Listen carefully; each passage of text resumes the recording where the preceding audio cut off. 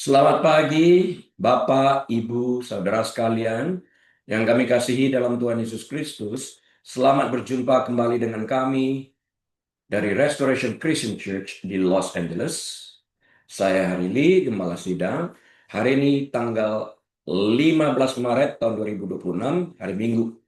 Kita akan membahas sebuah topik yang saya beri judul The Unexpected Light, cahaya yang tak terduga. Sebuah topik yang saya akan bahas dari Yohanes 9. Kita awali dengan doa. Tuhan Yesus, kami terima kasih berbicara kepada kami tentang kebenaran firman-Mu yang pasti memerdekakan kami saat kami menjadi pelakunya. Dalam nama Tuhan Yesus kami menerima, bersyukur. Amin. Baik, Bapak Ibu, saudara sekalian, kita akan membuka Alkitab kita kepada Kitab Injil Yohanes, pasal yang ke-9, ayat 2 sampai ayat yang ketiga. Tapi nanti di rumah baca sendiri semuanya dari ayat 1 sampai 41 ya. Saya akan membahas konteks dari Yohanes 9 ini. Nah, saya bacakan untuk kita sekalian Yohanes 9 ayat 2 sampai 3. Murid-muridnya bertanya kepadanya, "Rabi," artinya guru, "siapakah yang berbuat dosa? Orang ini sendiri atau orang tuanya? Sehingga ia dilahirkan buta." Jawab Yesus, "Bukan dia dan bukan juga orang tuanya. Tetapi karena pekerjaan-pekerjaan Allah harus dinyatakan di dalam dia." Nah, hari ini kita akan berbicara tentang the unexpected light, cahaya yang tak terduga, melihat dunia melalui mata Tuhan. Oke. Kita akan membahas dari Yohanes 9 ayat 1 sampai 41, saya akan memberikan gambaran besarnya. Temanya sesungguhnya adalah kita akan membedakan antara penglihatan rohani dan penglihatan fisik. Bagaimana Tuhan menggunakan keterbatasan kita untuk mengungkapkan kemuliaannya. Kalau kita lihat di dalam ayat 2 tadi, sebuah pertanyaan yang lebih banyak mengarah kepada penghakiman. Jadi kalau orang melihat kekurangan pada orang lain, cacat, sakit, pasti hukuman. Kok bisa begitu ya? Kita akan pelajari ini. Nah, kita mulai dengan sebuah pendahuluan. Kita semua dalam hidup ini suatu saat pernah menghadapi kegelapan yang semua kita pasti hadapi. Ya. Pernahkah Anda, Bapak Ibu Saudara sekalian, berada di ruangan yang begitu gelapnya, begitu pekat gelapnya, sehingga Anda bahkan tidak dapat melihat tangan Anda sendiri yang Anda tempatkan tepat di muka Anda. Ya. Dalam kegelapan seperti itu, Anda merasa seperti tersesat, seakan-akan tersesat, nggak tahu arahnya. Anda merasa rentan banget. Anda mengulurkan tangan, mencoba meraba-raba, berharap akan menyentuh sesuatu yang padat hanya untuk mengetahui di mana Anda berada. Atau jangan sampai menabrak dinding dan sebagainya. Dalam Yohanes 9, kita bertemu dengan seorang pria yang menjalani seluruh hidupnya dalam kegelapan seperti itu. Dia bukan hanya berada di dalam ruang yang gelap, dia dilahirkan ke dunia yang belum pernah dilihatnya. Dia tidak tahu seperti apa matahari terbenam itu. Dia belum pernah melihat bunga mawar. Dia tidak tahu warna rumput dan ekspresi wajah ibu dan ayahnya. Dia nggak tahu. Dia lahir dalam kegelapan. Tetapi seperti yang akan kita lihat hari ini, kebutaan fisik pria ini bukanlah tragedi bagi Tuhan. Bagi Tuhan. Bukan. Bukan tragedi. Itu adalah sebuah kesempatan. Hari ini kita akan berbicara tentang penglihatan rohani versus penglihatan fisik. Kita akan melihat bagaimana Tuhan sering menggunakan keterbatasan kita selaku manusia, hal-hal yang kita anggap rusak tentang diri kita sendiri. Hal-hal yang kita anggap kurang, bahkan kita malu melihat kekurangan kita itu sendiri, untuk menunjukkan karya-karya Tuhan yang terbesar, Tuhan justru menggunakan kelemahan tersebut. Kita akan pelajari ini. Beberapa waktu yang lalu dalam sebulan ini, beberapa kali saya mengirimkan tentang kesaksian bagaimana orang lahir buta atau buta akibat daripada kesalahan dokter yang melakukan tindakan, tapi bagaimana dia bersyukur. Dan saya pernah juga membicarakan tentang Ben Underwood yang buta pada usia 4 tahun akibat daripada kanker bola matanya. Dan bagaimana dia mengalami kehidupan ini sesungguhnya. Dibilang cacat. Tidak, dibilang tidak cacat, dia cacat. Dibilang melihat, dia buta, tapi dibilang buta, dia melihat. Nanti bisa ikutin kembali itu, video-videonya begitu banyak. Luar biasa ini orang. Dia bisa naik sepeda, dia bisa naik skateboard, dia bisa berlari panjat pohon tanpa tertabrak pohon tersebut. Dia bisa mendengar 1 mil sebelum mobil datang. Jangan lihat aku cacat, aku tidak cacat. Apa yang kalian lihat, aku lihat, katanya. Nah, hal-hal demikian akan kita pelajari. Bagaimana cara orang ini yang keterbatasan fisiknya, namun melihat dari sisi rohani.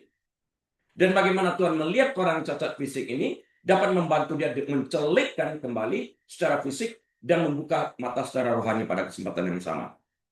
Nah, pertanyaan yang diajukan di dalam Yohanes 9 ayat 2 itu adalah pertanyaan yang salah. Pertanyaannya apa? Siapa yang berdosa? Kok menghakimi banget pertanyaannya?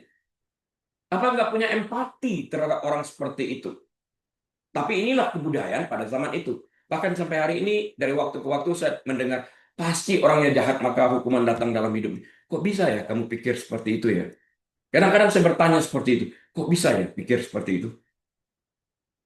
Kisah ini dimulai dengan murid mengajukan pertanyaan yang sangat manusiawi sebetulnya. Mereka melihat orang buta ini dan bertanya kepada Yesus, Guru atau Rabi, siapakah yang berbuat dosa? Orang ini sendiri atau orang tuanya sehingga ia dilahirkan buta? Yohanes 9 ayat 2. Seringkali saya juga mendengar orang bertanya dan kemudian disambung dengan gosip yang panjang, mencoba menjelaskan siapa yang salah.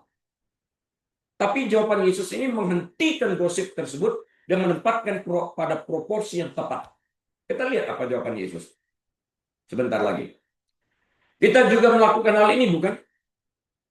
Ketika sesuatu berjalan salah, ketika kita sakit, ketika kita kehilangan pekerjaan, atau ketika seorang anak mengalami kesulitan, atau kita mengalami masalah di dalam kantor dan sebagainya, naluri pertama kita adalah naluri untuk mencari seseorang untuk disalahkan. Itu naluri kemanusiaan. Kita berpikir, apa kesalahan yang telah kulakukan sehingga pantas menerima ini? Saya juga at one time pernah berpikir seperti, salah apa gue ya? Dosa apa sehingga gue mengalami seperti ini? Pernah saya berpikir seperti itu. Sekalipun pendeta, tapi ini kan salah pemikirannya. Tapi lihatlah jawaban Yesus dalam ayat 3. Bukan dia dan bukan juga orang tuanya. Tetapi karena pekerjaan-pekerjaan Allah harus dinyatakan di dalam dia. Dia hentikan percakapan siapa yang salah ini, digantikan dengan proporsi jawaban yang tepat dan akurat. Berhenti gosipnya. Yesus mengalihkan fokus dari penyebab, siapa yang menyebabkan ini, mengalihkan penyebab ke tujuan. Kalau kita berfokus pada kesalahan, kita tidak melihat solusi. Ya. Yang lalu saya juga berbicara, kalau kita hanya melihat sekedar lihat Lazarus dibangkitkan, dia bernapas kembali sebagai mukjizat, kita lupa melihat karya yang lebih besar daripada itu. Akulah kebangkitan dan hidup. Nah, Yesus berkata, berhentilah melihat ke belakang untuk mencari alasan atas penderitaan itu sendiri. Mulailah melihat ke depan untuk melihat apa yang akan Allah lakukan melalui segalanya itu. Keterbatasan kita bukanlah hukuman. Saya ulang, keterbatasan kita bukanlah hukuman. Itu adalah kanvas tempat Allah akan melukis sebuah mahakarya.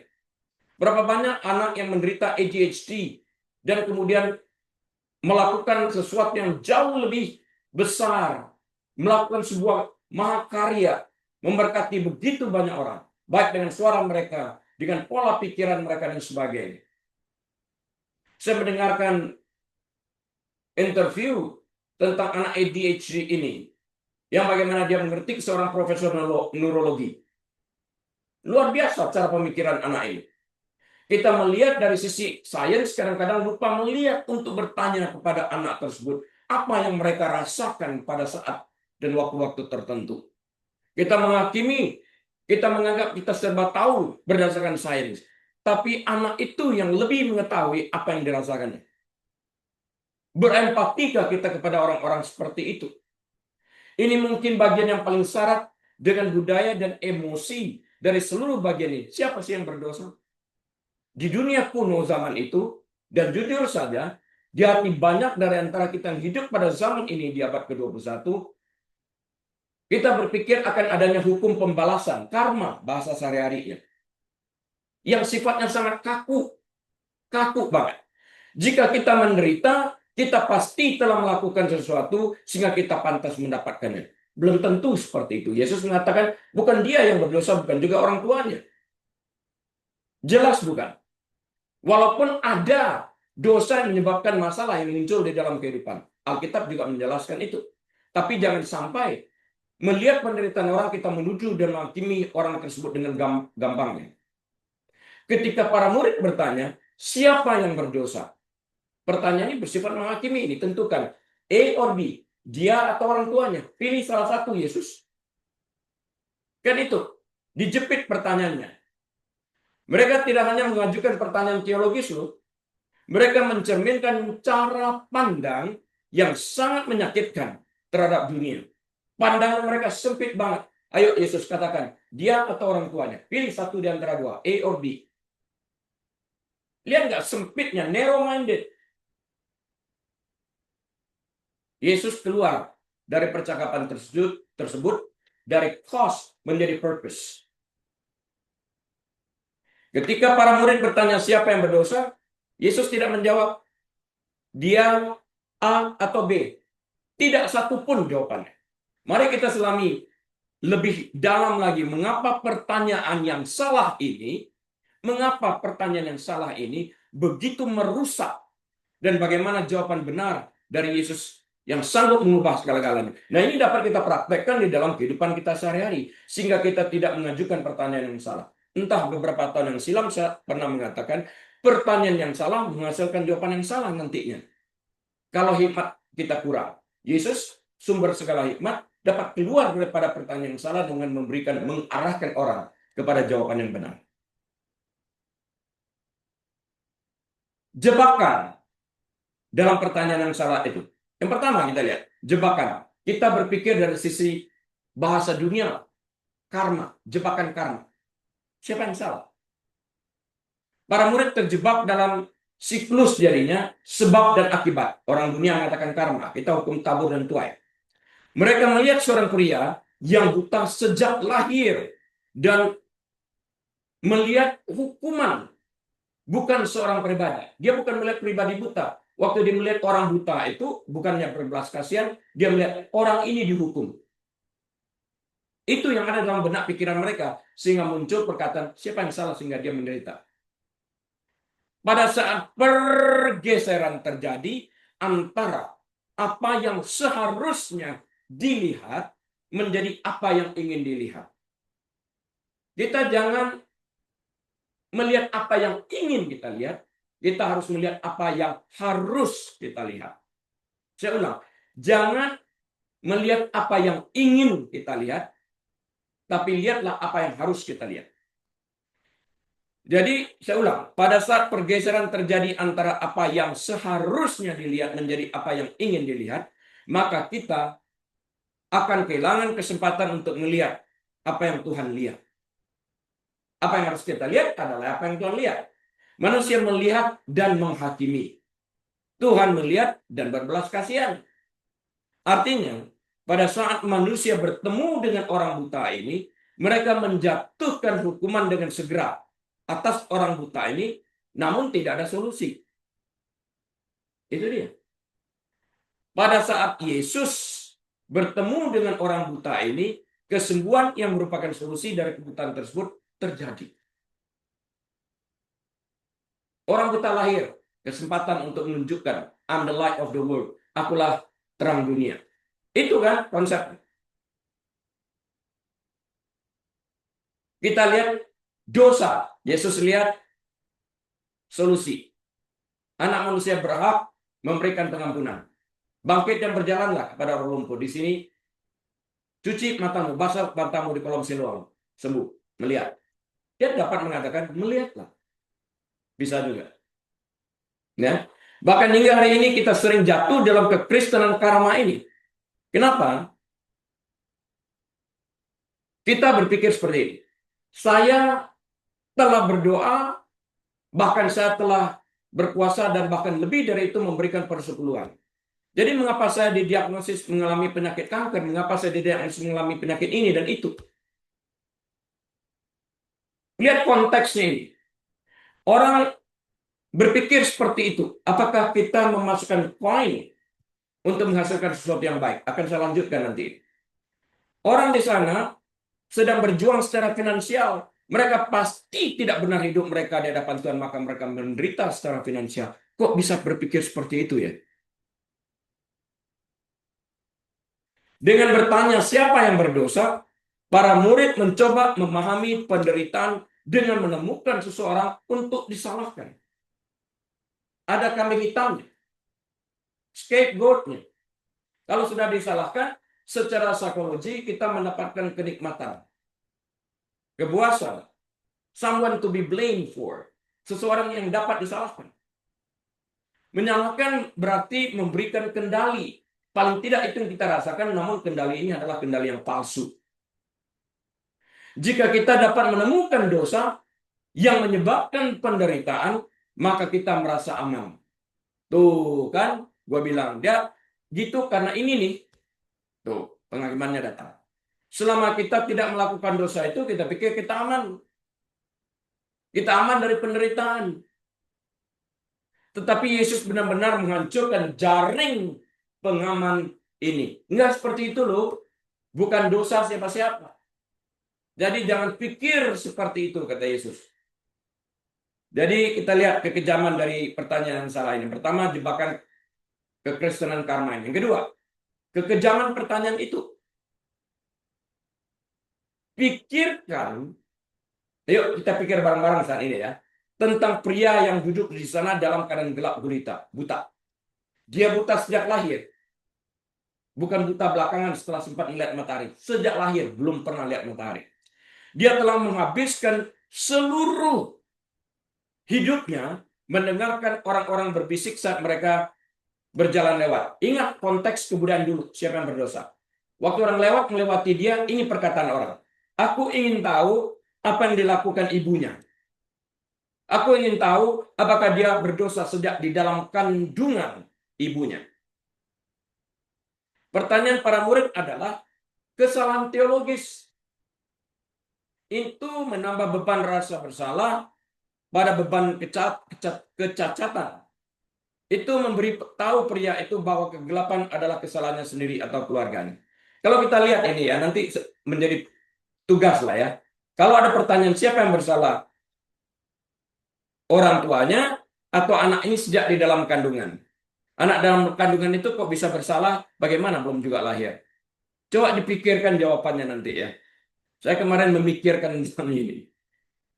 Sebetulnya sudah beberapa tahun yang silam. Terpikir terus sama saya. Kemarin saya cari tahu jawabannya, saya renungkan ini. Coba sama-sama renungkan dan kita lihat jawabannya seperti apa nanti. Ketika kita memandang orang melalui lensa tentang kesalahan mereka dan bertanya, apa kesalahan mereka? Kita kehilangan kemampuan untuk mengasihi mereka. Salah dia sih. Salah orang tuanya sih. Pantas begitu. Nggak perlu dikasihani kok. Itu kan perkataan-perkataan manusia. Kok bisa? Anda kata itu terjadi pada dirimu atau anggota keluargamu, bagaimana? Mau nggak dengar perkataan penghakiman seperti itu? Coba memiliki empati paling tidak. Jangan bertanya seperti itu. Kita menjadi hakim, bukan saudara, dan saudari dari orang yang menderita tersebut. Yesus segera menghentikan permainan saling menyalahkan ini, saling menghakimi ini. Dia menolak, Yesus pribadi menolak untuk berpartisipasi dalam budaya penghakiman ini, budaya rasa malu melihat orang seperti itu yang terjadi pada zamannya ketika itu. Ya, Yesus mengubah dengan memberi jawaban, bukan orang tuanya. Dari mengapa, dari cause menjadi untuk apa? Purpose. From why to what for? Jawaban Yesus dalam ayat yang ketiga adalah salah satu pertanyaan paling revolusioner dalam Perjanjian Baru. Bukan dia. Itu pernyataan yang paling revolusioner ya. Lihat ya. Pernyataannya seperti ini. Bukan dia dan juga bukan orang tuanya, bukan papa dan mamanya artinya. Tetapi karena pekerjaan-pekerjaan Allah harus dinyatakan di dalam dia. Dia hentikan pikiran dari kebudayaan zaman itu. Pernyataannya jelas di sini. Yesus tidak mengatakan bahwa orang itu dan orang tuanya sempurna. Dia nggak bilang seperti itu. Setiap orang telah berdosa. Ia mengatakan bahwa penderitaan khusus ini yang dialami oleh pria ini sejak lahir bukanlah akibat dari dosa tertentu. Dia make sure bukan dosa loh ini. Ia mengubah tata bahasa situasi tersebut. Artinya apa? Artinya para murid pada saat melihat ini, melihat masa lalu. Apakah sesuatu yang terjadi di masa lampau yang menyebabkan penderitaan ini, yaitu dosa? Dosa dia atau dosa orang tuanya? Dia menilai pada masa lampau. Yesus melihat ke depan. Apa yang Allah lakukan dengan penderitaan yang ada saat ini, sekarang ini? Ya. Ini mengubah cara kita memandang keterbatasan kita sendiri.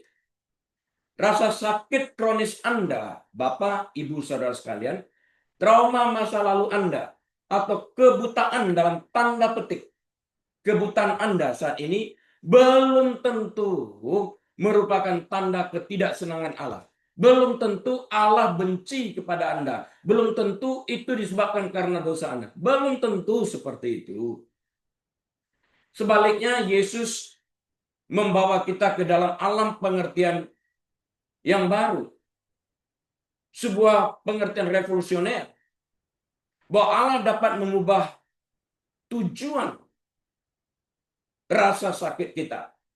Ia mengambil kekurangan dalam hidup kita dan menggunakan kasih karunia-Nya untuk mengubahnya menjadi renungan. Ada seorang misionaris dari Tiongkok dalam gereja bawah tanah itu.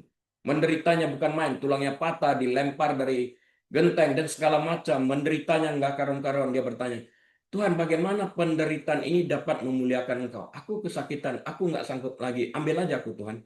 Namun jika Engkau tetap masih mau aku hidup dan tetap apa yang kualami ini memuliakan namamu, biarlah penderitaan ini memuliakan namamu. Sampai dia berserah seperti itu. Dia tidak mengerti. Kita juga tidak mengerti sampai kita bertemu dengan Tuhan. Dan sekarang kita lihat pandangan kita yang terbatas ini, kanvas keterbatasan kita. Bayangkan seorang seniman. Jika seniman itu memiliki kanvas yang bersih, putih, kanvas baru, berkualitas, kualitasnya baik, mereka dapat membuat kanvas tersebut dari putih bersih menjadi sesuatu yang indah setelah selesai.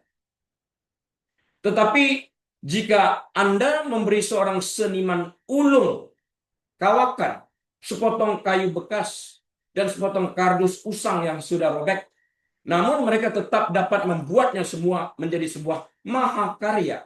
Itu menunjukkan keahlian sejati seniman tersebut. Nggak maksud saya ya.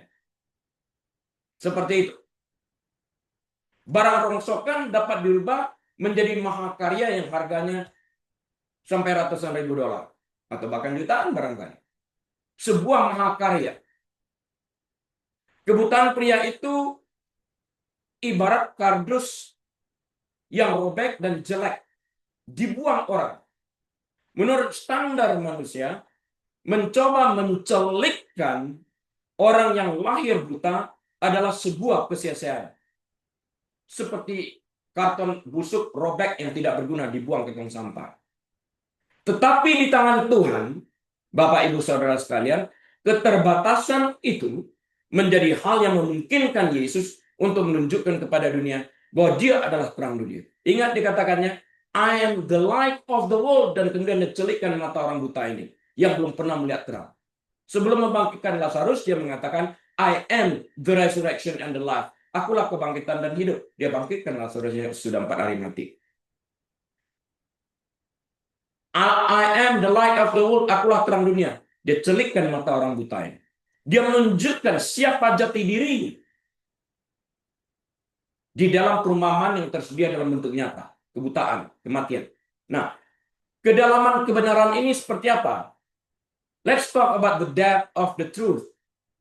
Kedalaman daripada kebenaran itu sendiri. Jika pria itu dilahirkan dengan penglihatan sempurna, andai kata, dia mungkin hanya menjalani kehidupan normal dengan tenang, lalu kemudian meninggal. Nggak ada sesuatu yang luar biasa. Tetapi karena keterbatasannya, lahir cacat dalam kebutaan, namanya sekarang dikenal oleh miliaran orang, bahkan 2000 tahun kemudian, saat kita membaca firman Tuhan hari ini dan ke depannya sampai Tuhan Yesus datang, sampai dunia ini selesai berwujud. Langit bumi berlalu, firman Tuhan kekal. Ya. Kelemahannya yaitu kebutaan sejak lahir ini menjadi megafon paling keras untuk kemudian Tuhan. Kebutaan ini dia dapat dicelikkan. Akulah terang dunia ini merupakan speaker yang berbicara kepada kita sampai hari ini. Megafon. Dimanapun Injil ini dibaca, kisah ini direnungkan orang. Bahkan untuk kita sekalian renungkan seperti ini. Ketika kita, Bapak Ibu Saudara sekalian, sedang menghadapi cobaan, berhentilah. Saya katakan berhentilah mencoba bertanya, Tuhan, apa yang telah aku lakukan sehingga aku pantas menerima ini? Dosa apa sih Tuhan? Saya katakan saya pernah dulu bertanya seperti ini. Ini sebuah kebodohan. Saya lihat pada hari-hari ini. Ini adalah jalan buntu. Sebaliknya tanyakan, Tuhan, karena aku berada dalam situasi seperti ini, hari ini, saat ini, bagaimana Engkau dapat dimuliakan melalui hal ini? Ingat misionaris Tiongkok itu yang bertanya seperti ini. Ini akan mengalihkan kita dari menjadi korban atau plain victim, keadaan menjadi mitra dalam pekerjaan Tuhan. Ya. Kita lihat setelah itu Yesus ambil tanah, diludahi, diaduk-aduk, menjadi lumpur, ditempelkan di mata. Mujizat lumpur ini seperti apa? Let's talk about mujizat lumpur ini. Yesus melakukan sesuatu yang sangat tidak biasa, yang tidak biasa selanjutnya. Sesuatu yang belum dilihat orang. Ia meludah ke tanah, membuat tanah liat dengan air liurnya, dan mengurapi mata pria itu, menempelkan lumpur tersebut di mata pria itu. Kemudian ia berkata kepadanya, pergilah, tindakan aktif. Dia menyuruh pria itu pergi. Kemana? Ke kolam Siloam. Basuhlah dirimu dalam kolam Siloam. Yohanes 9 ayat 7. Dia meminta pria yang buta ini mengambil bagian untuk melakukan bagiannya. Yesus sudah melakukan bagiannya. Mujizat terjadi saat dia menggenapi melakukan apa yang merupakan kewajibannya. Membasuh dirinya di kolam Siloam. Bayangkan menjadi pria itu. Anda telah buta seumur hidup. Seorang asing mengoleskan lumpur ke mata Anda dan menyuruh Anda untuk pergi membasuh mata Anda yang diolesi lumpur yang bercampur ludah itu. Kedengarannya aneh, bukan? Ada-ada aja. Mungkin kita pikir seperti itu. Tapi kita desperate banget untuk bisa melihat sembuh, whatever jawaban kita. Nah, kedengarannya seperti menghina di sini. Tetapi pria itu taat, bukan? Ia tertati-tati menuju kolam, membasuh lumpur itu dari matanya. Dan untuk pertama kalinya dalam hidupnya, cahaya membanjiri otaknya. Dia melihat. Ia pergi ke kolam Siloam dalam keadaan buta. Dan ia kembali dengan penglihatan yang baik karena dia sudah membasuh kotoran tersebut dari matanya. Andai kata dia sampai ke sana tapi tidak basuh, nggak jadi juga.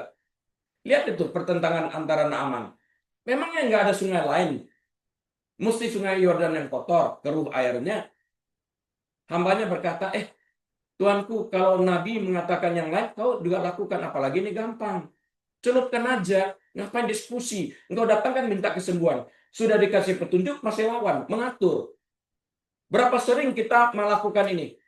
Tuhan tolong, waktu Tuhan katakan ini, lakukan ini, kita tuntut Tuhan. Berdiskusi, berdialog. Menunjukkan jalan kepada Tuhan. Ini keterlaluan ini manusia-manusia. Nggak taat. Coba renungkan sekarang ini, pikirkan, kita lakukan ini enggak? Besar kemungkinannya iya. Kalau ada berani jawab enggak, bohong. Karena jika petunjuk datang nggak masuk dalam pikiran kita nggak suka. Itu manusia. Ya. Tapi perhatikan hal ini, perhatikan ini. Mujizat itu mengharuskan pria itu untuk melakukan bagiannya, bergerak. Ia harus berjalan ke kolam Siloam itu. Pada saat ia berjalan menuju kolam Siloam, ia tetap buta. Masih buta. Dengan lumpur di matanya. Nggak enak loh, ada lumpur di mata. Mempercayai suara yang baru saja temui. Basuh dirimu di kolam Siloam. Terkadang agar Tuhan dapat melakukan, terkadang saya katakan, agar Tuhan dapat melakukan mujizat dalam hidup kita, kita harus mengambil langkah pertama berupa ketaatan, bahkan ketika kita tidak dapat melihat tujuannya. Abraham belum orang percaya. Tinggalkan berjalan keluar, jangan bawa sanak saudaramu. Harus taat dulu, melangkah dulu. Kemana tuh? Keluar rumah dulu. Cerewet sih banyak banget tanyanya, nanti petunjuk berikutnya. Dengan GPS kan begitu juga. Jalan dulu, nanti dia kasih tahu belok kanan, belok kiri, atau lempengnya dikasih tahu. Nah sekarang kita lihat, pelajari tentang penglihatan fisik dan penglihatan rohani. Seiring berjalannya kesaksian orang buta yang dapat kembali melihat, keadaan menjadi tegang. Para tetangga bingung. Para pemimpin agama, orang-orang Farisi marah banget. Mengapa? Karena Tuhan menyembuhkan orang pada hari Sabat. Lihat, mata mereka tertuju pada hari Sabat dan tidak melihat I'm the light of the world, akulah terang dunia ini. Yang merupakan sesuatu yang harus dilihat. Mereka ingin melihat jangan ada pekerjaan pada hari Sabat. Yang harus dilihat Tuhan menyembuhkan.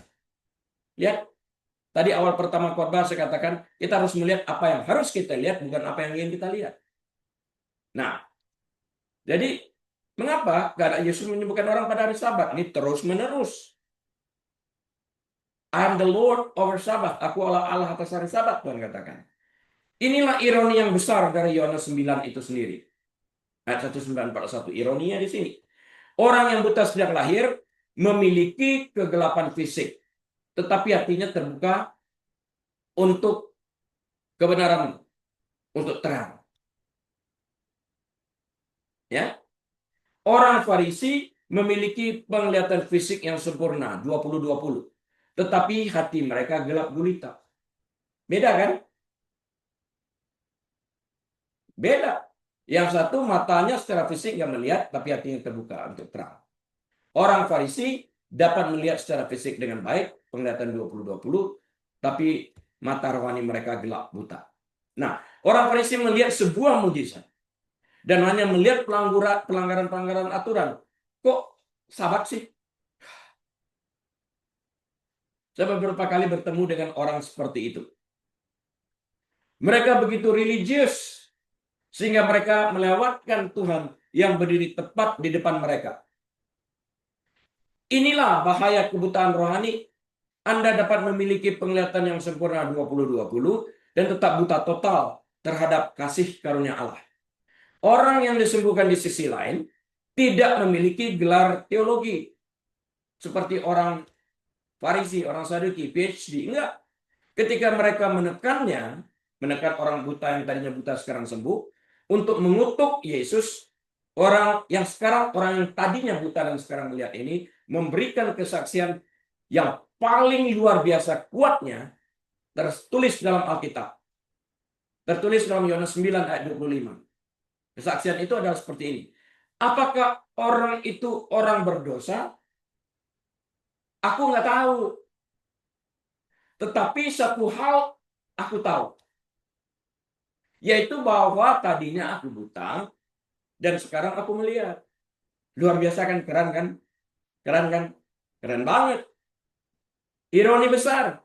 Melihat mata yang buta. Kok hari Sabat? Dia pasti orang berdosa karena menyembuhkan orang pada hari Sabat. Si menghakimi lagi. Nggak lihat kebenaran. Di tengah Yohanes 9, kisah ini mengalami perubahan tajam. Hampir seperti drakor lah. Drama teater Korea gitu.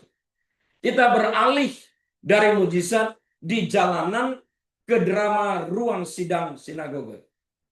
Saya nggak pernah lihat drama Korea. Sekalipun nggak pernah. Saya cuma menggunakan istilah drama. Oke, jadi saya nggak tahu itu apa. Di sinilah kita melihat ironi besar Injil. Ironi besar Injil itu apa? Orang yang tidak dapat melihat adalah satu-satunya orang yang benar-benar memahami. Sementara orang yang melihat segala sesuatunya tersandung dalam kegelapan. Mereka lihat Yesus melakukan banyak mujizat sejak awal, sejak air berubah menjadi anggur. Dan kalau macam ini, Tabita dibangkitkan, macam-macam. Lazarus dibangkitkan, mereka lihat semuanya.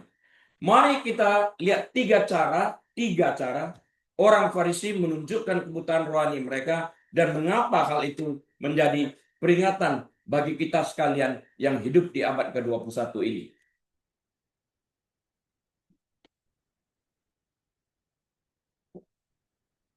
Orang-orang Farisi ini yang pertama terbutakan oleh kotak. Kotak apa maksudnya? Jebakan Sabat. Kok Sabat sih? Setiap kali Yesus karena itu melakukan Sabat, penyembuhan pada hari Sabat, banyak kali baca doa kita. Orang-orang Farisi memiliki kotak untuk Tuhan. Menurut pandangan mereka, Tuhan hanya bekerja dalam aturan-aturan khusus mereka. Nggak boleh lain. Salah satu aturan itu adalah Anda tidak boleh bekerja pada hari Sabat. Yesus katakan, Bapakku sejak awal sampai sekarang masih bekerja. Bagi mereka, Yesus menguleni lumpur, ludah campur tanah menjadi lumpur ini adalah membuat tanah liat. Sebuah pekerjaan. Dan menyembuhkan adalah mempraktekkan pengobatan. Artinya, Yesus bekerja pada hari Sabat, sekalipun ia melakukan sesuatu yang baik. Ini masih ada sampai hari ini. Saya masih ingat orang melambai-lambaikan tangan di South Tower di Rumah Sakit Sidoarjo. Saya ada di utara, lihat orang lambai tangan, saya lari-lari ke sana. Apa yang dapat saya bantu? Diajak saya ke elevator, ke lift. Bisa pencetkan tombolnya enggak? Lah, Anda kuat sehat begini bisa pencet sendiri dong. Saya orang Yahudi. Nah, saya orang Cina, saya katakan. Dia marah. Ya hari ini Sabat. Jadi, mencet elevator button ini bekerja, katanya. Bolehkah saya tanya satu pertanyaan aja? Boleh. Habis tadi pagi siapa yang flush toilet kamu? Flush toilet boleh, pencet elevator button nggak boleh. Dia mengamuk, marah, ya saya tinggal pergi. Karena nggak masuk akal saya. Nah inilah yang Yesus kerjakan. Karena Yesus tidak sesuai dengan kotak teologis mereka, mereka menyimpulkan orang ini maksudnya adalah Yesus tidak datang dari Allah. Sebab ia tidak memelihara hari Sabat. Yohanes 9 ayat 16. Bukan orang benar ini. Ia tidak datang dari Allah. Orang yang disembuhkan itu bilang, ia berdosa atau tidak berdosa, aku nggak tahu. Yang aku tahu dulunya aku buta, sekarang aku melihat. Itu dia tuh jawabannya keren. Orang PhD dikalahkan oleh seorang yang tidak memiliki gelar teologi ini. Pelajaran apa yang dapat kita petik, Bapak Ibu Saudara sekalian? Kita dapat menjadi buta secara rohani ketika kita lebih menghargai tradisi dan cara kita melakukan sesuatu daripada pekerjaan Tuhan yang sebenarnya. Pertanyaan saya untuk kita sekalian, pernahkah kita melewatkan, saya ulang, pernahkah kita melewatkan pekerjaan Roh Kudus karena tidak terlihat seperti yang kita harapkan? Pikirkan baik-baik. Orang-orang Farisi melihat seorang pria yang telah buta selama 40 tahun. Dan tiba-tiba melompat kegembiraan karena sekarang dia melihat. Dan yang dapat mereka katakan hanyalah, periksa kalender yuk, periksa kalender. Hari apa sih hari ini? Wow, dia melakukan ini pada hari Sabat loh. Dia melakukan kesalahan. Aturan mereka telah menjadi penutup mata mereka. Aturan mereka. Ibarat daun menutupin dunia karena daun terletak di depan mata kalian. Tradisi. Keterlaluan. Atau yang kedua. Pertama, dibutakan oleh kotak jebakan Sabat. Ya, atau dibutakan oleh rasa. Gua kan lebih tahu. Rasa lebih tahu ini. Jebakan kesombongan istilahnya. Blinded by knowing better. I know better. The pride trap. Jebakan kesombongan. Orang-orang Farisi membanggakan diri sebagai ahli. Kami tenaga ahli kan? Kami orang ahli Alkitab kan? Mereka berkata kepada orang yang disembuhkan itu, kami tahu, lihat ya, I know, we know better. I know, we know, kami tahu bahwa Allah telah berfirman kepada Musa, tetapi tentang dia ini, maksudnya Yesus, tentang dia itu kami tidak tahu dari mana ia datang. Yohanes 9 ayat 29. Aneh juga kata orang itu. Dia sudah menyembuhkan, kamu kok nggak tahu? Mereka begitu penuh dengan pengetahuan mereka sendiri, sehingga tidak ada ruang untuk kebenaran. Perhatikan Bapak Ibu Saudara sekalian akan kontrasnya ini. Saya lemparkan kontras ini untuk kita pikirkan. Orang yang disembuhkan, perbandingan antara orang yang disembuhkan dan orang Farisi. Jadi cara membaca Alkitab seperti ini ya waktu kita observasi. Kita perbandingkan, kita lihat. Orang yang disembuhkan dalam Yohanes 9 ayat 25 ini ya, mengakui apa yang tidak dia ketahui. Apakah orang itu orang berdosa atau tidak? Aku tidak tahu. Apakah orang itu orang berdosa? Aku tidak tahu. Diakui. Tetapi ia berpegang teguh pada apa yang dia ketahui. Apa yang dia ketahui? Aku tahu tadinya aku buta, sekarang aku melihat. Kalau orang Farisi apa? Mereka mengklaim tahu semuanya. Kami tahu. Yohanes 9 ayat 29 yang tadi. Kami tahu bahwa Allah telah berfirman kepada Musa. Tapi tentang dia itu, kami tidak tahu dari mana ia datang. Karena ia pasti katanya bukan berasal dari Allah. Karena telah bekerja pada hari Sabat. Menyembuhkan orang pada hari Sabat. Luar biasa penghakiman dalam ketidaktahuannya. Ya. Tapi mereka sendiri tidak tahu tentang peristiwa penting yang terjadi di kota mereka. Buta mereka. Akulah terang dunia ini ditampilkan. Yesus menunjukkan karakternya, jati dirinya. Akulah terang dunia. Belum pernah terdengar orang buta lahir disembuhkan.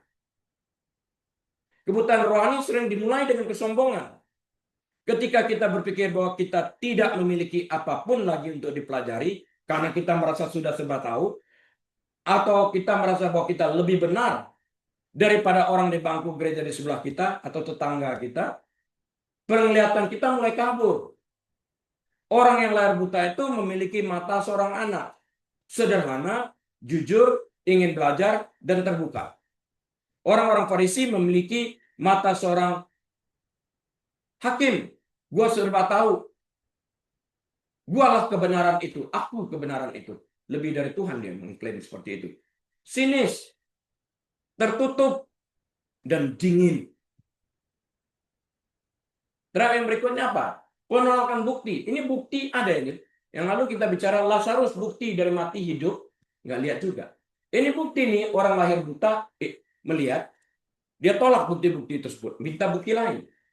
Maka Yesus katakan, bangsa ini ya, minta tuntutnya bukti melulu. Aku nggak akan berikan bukti selain daripada bukti Yunus yang berada 3 hari 3 malam di perut ikan, di perut bumi. Bagian paling tragis dari kebutaan rohani adalah mengabaikan buahnya. Orang yang disembuhkan menggunakan akal sehat, logikanya, untuk berdebat dengan tanda petik para ahli.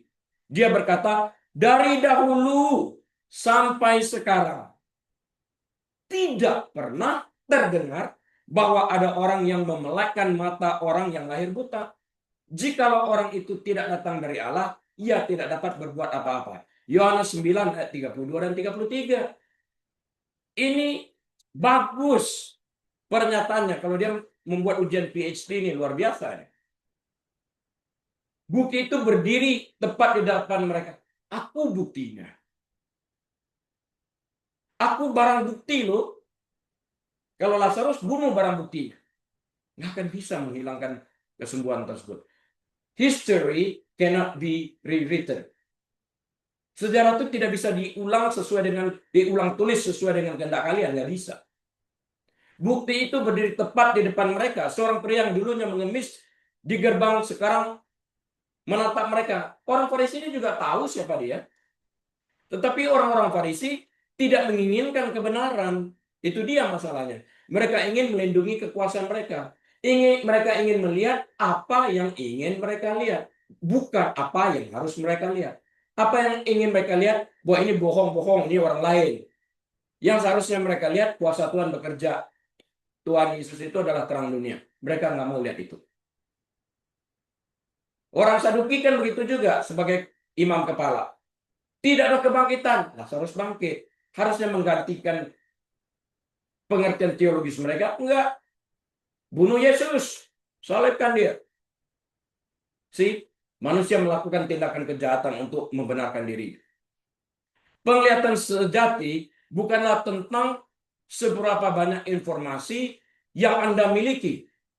Sekali lagi, penglihatan sejati bukanlah tentang seberapa banyak informasi yang Anda miliki, tetapi tentang seberapa banyak kebenaran yang Anda rela terima. Berapa banyak hati kita terbuka untuk menerima kebenaran. Anda dapat memiliki gelar PhD dalam teologi dan buta secara rohani. Atau Anda dapat menjadi orang percaya yang baru saja menjadi percaya dengan sedikit sekali pengetahuan, minim banget pengetahuan tentang Tuhan Yesus, namun dapat melihat Tuhan dengan jelas. Karena Anda memiliki kerendahan hati dan hati Anda terbuka untuk menerima kebenaran. Ini penting. Jadi pertanyaan yang berikutnya adalah, siapa sih sebenarnya yang buta itu?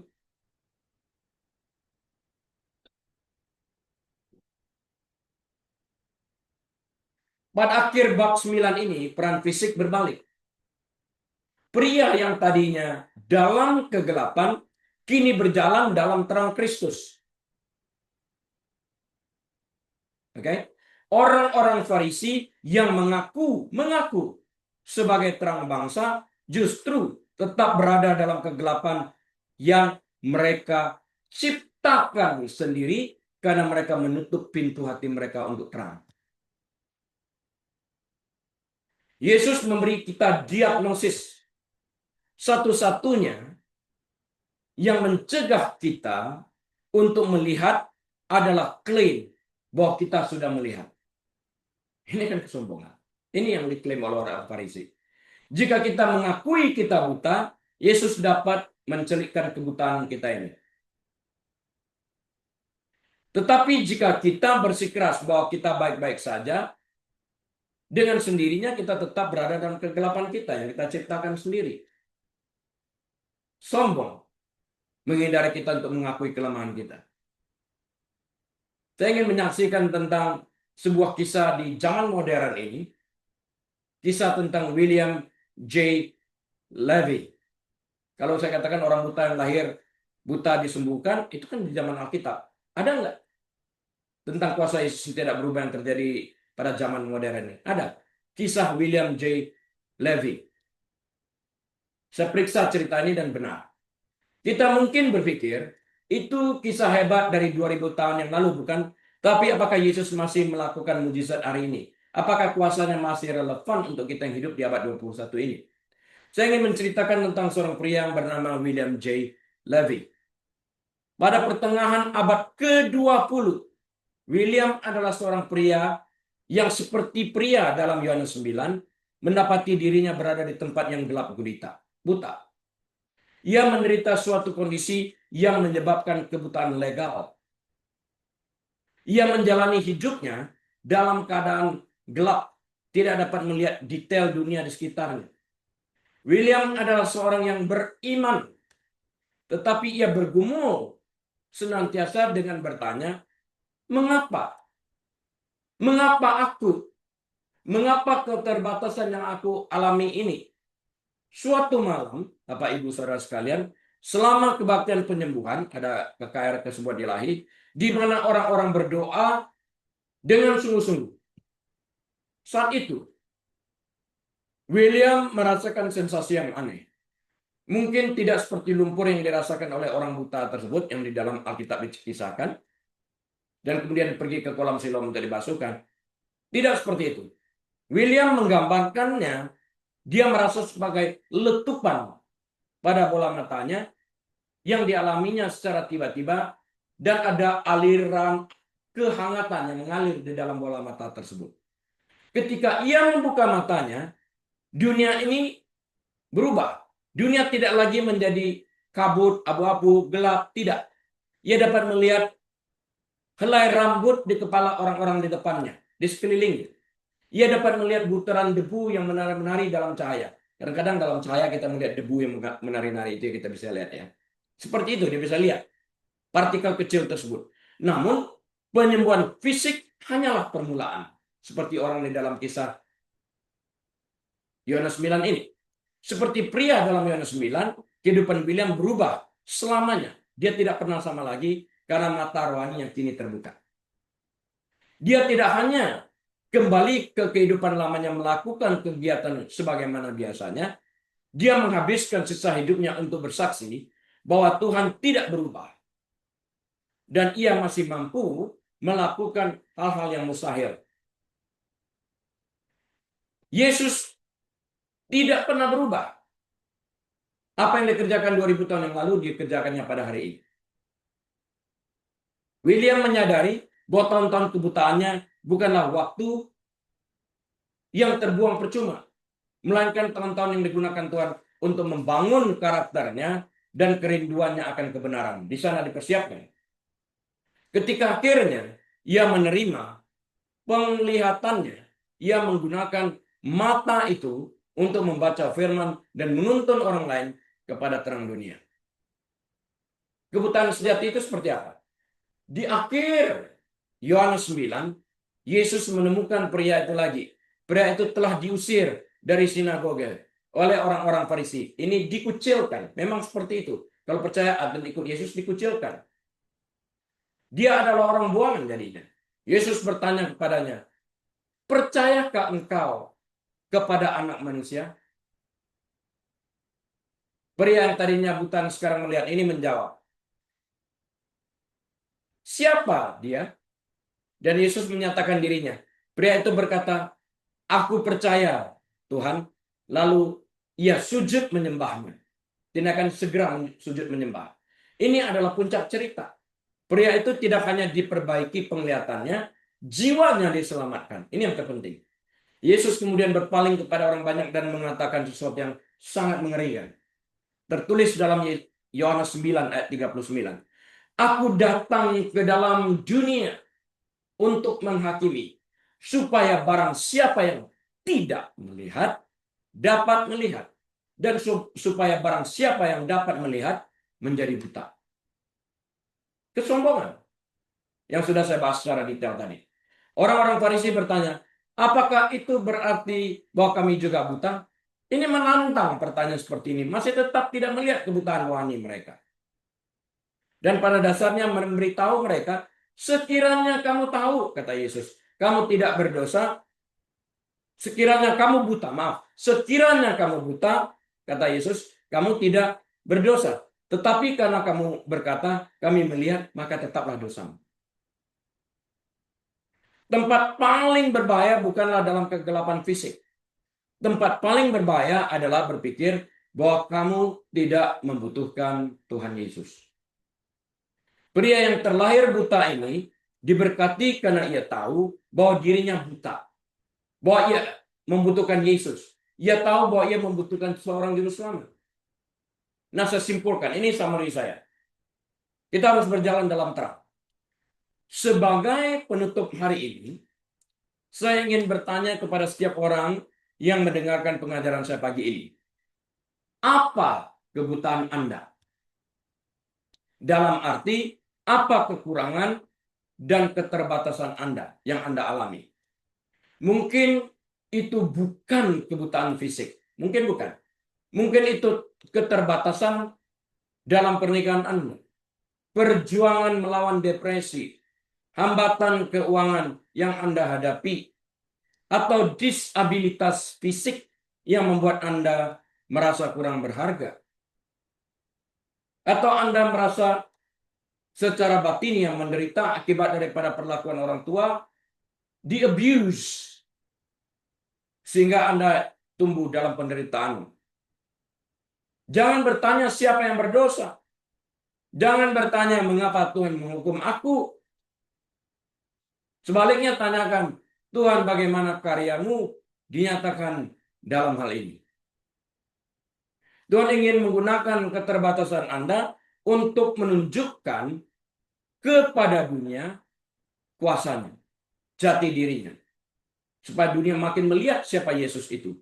Dia ingin mengambil lumpur Anda dan mengubahnya menjadi mujizat. Tetapi lebih dari itu, Yesus ingin memberi Anda penglihatan rohani supaya dapat mengenal Dia secara pribadi lebih dekat.